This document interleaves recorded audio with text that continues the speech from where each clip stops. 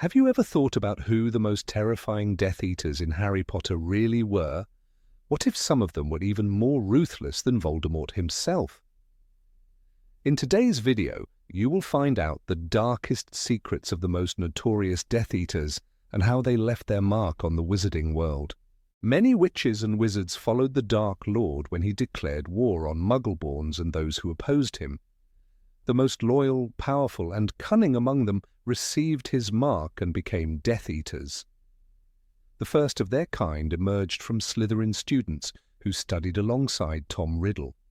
Later, others joined their ranks, drawn by power, fear, or a twisted sense of loyalty. Some of these dark wizards committed acts so monstrous that they surpassed even their master in cruelty and madness. Today we will dive into the chilling stories of the most infamous Death Eaters. Avada Kedavra! The Lestranges. Bellatrix Lestrange, her brother-in-law, Rabastan, and her husband, Rodolphus, were among Voldemort's most devoted followers.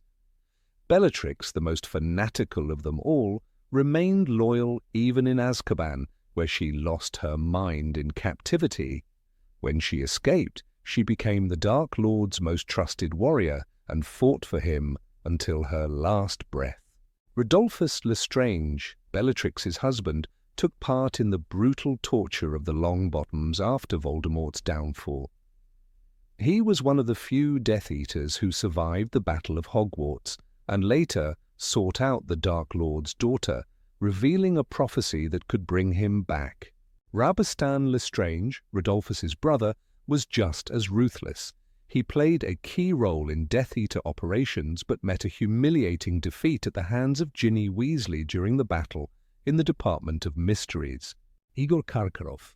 Once a devoted Death Eater during the First Wizarding War, Karkaroff betrayed his comrades to escape Azkaban. He exposed many of them, earning temporary freedom, and later became headmaster of Durmstrang, where dark arts were openly practiced. But when Voldemort returned, Karkaroff fled. The Death Eaters found him. They made sure his betrayal would not go unpunished. Augustus Rookwood. One of the Death Eaters Karkaroff exposed, Rookwood was a master spy, secretly working within the Ministry of Magic. Unlike the more flamboyant killers, he was a ghost in the system, manipulating events from the shadows. He played a key role in the battle inside the Department of Mysteries. Even Kingsley Shacklebolt couldn't defeat him.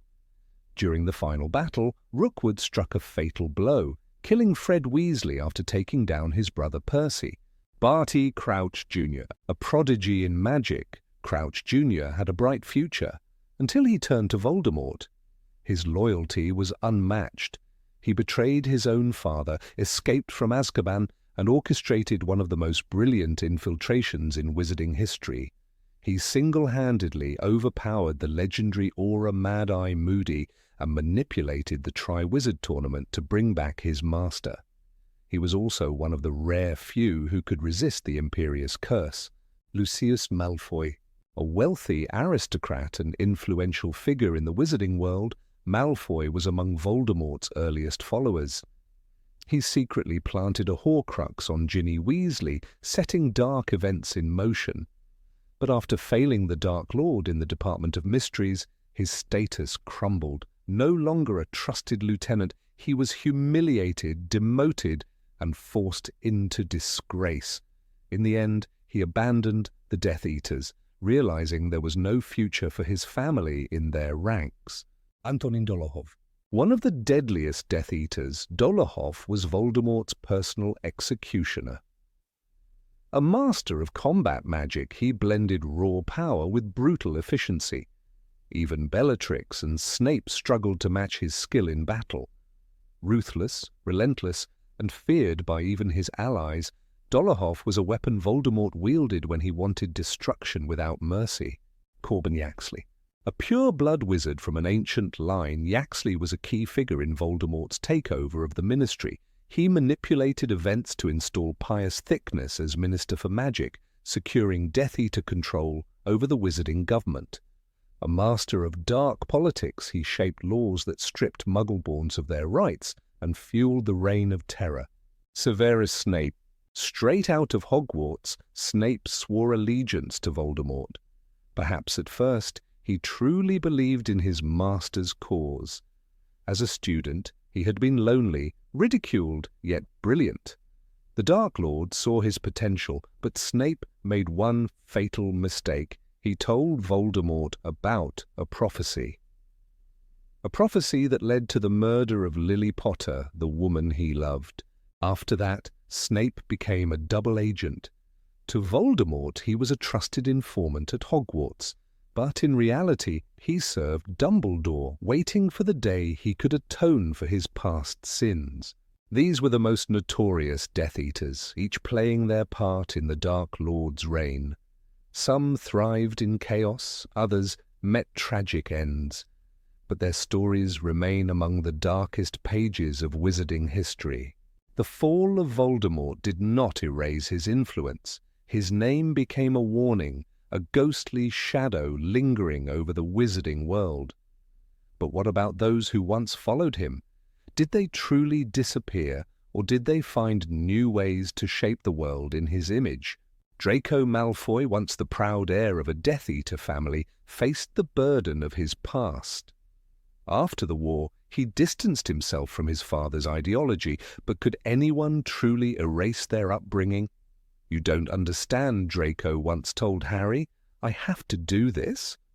That moment, filled with fear and desperation, showed a boy who had been molded by forces beyond his control. Even years later, whispers followed him, and many wondered, had he really changed, or was he merely hiding his true self? The Malfoys were not the only ones. The Carrow siblings, Alecto and Amicus, disappeared after the war. They had tortured students, ruled Hogwarts with cruelty, and spread Voldemort's teachings. No one knows where they went. Some say they live in hiding. Others claim they still influence certain circles, ensuring that the Dark Lord's beliefs never truly fade. One of the most disturbing remnants of Voldemort's reign lay within the Ministry itself. Many pure-blood families had ties to the Death Eaters. Not all of them were caught. Some quietly reclaimed positions of power. Did they still dream of a world without Muggle-borns? Kingsley Shacklebolt, now Minister for Magic, worked hard to purge the Ministry of its past corruption, but the roots of darkness run deep. The wizarding world often pretended that evil was vanquished, but history shows that darkness is never truly gone. It simply takes a new shape. The Knights of Walpurgis, the name Voldemort once considered for his followers, was rumoured to still exist. A secretive group of purists operating in the shadows waiting for the right time. Astoria Greengrass, Draco's wife, believed in peace, but she was not blind. She feared the old ways. Her frail health forced her to see the world differently, but she knew how powerful bloodline obsession could be. "We can't let him grow up like that," she once told Draco about their son, Scorpius.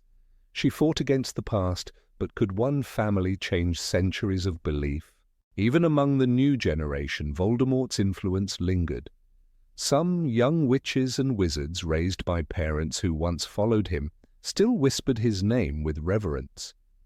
He had the right idea, a young Slytherin once muttered in a corridor at Hogwarts. He just went too far. It was a chilling thought. In Knockturn Alley, the shadows hid more than just illegal potions. Some believed that among the dusty relics of the past, Death Eater artifacts still carried curses, waiting for those desperate enough to claim them. The wand of Bellatrix Lestrange had been broken, but what of her other possessions? Some collectors would pay anything for a piece of history. What of the House of Gaunt? The bloodline of Voldemort, once proud and powerful, was believed to be extinct. But magic had its mysteries. What if a hidden descendant still walked among wizards? Someone raised in secret, carrying the Dark Lord's legacy not in belief, but in blood. Harry Potter had seen too much to believe that evil could ever be fully destroyed. Voldemort was gone, but the scars he left behind were deep. The world had changed, or had it?